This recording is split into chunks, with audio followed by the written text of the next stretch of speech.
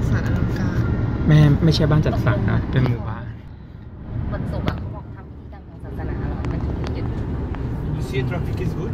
Most of the way, traffic is good. Yes. So why the working days or study days is from Sunday to Thursday. To Thursday? What was the reason? How about Friday and Because Saturday? for them Friday is the like for the Christian the Sunday, so the holiday.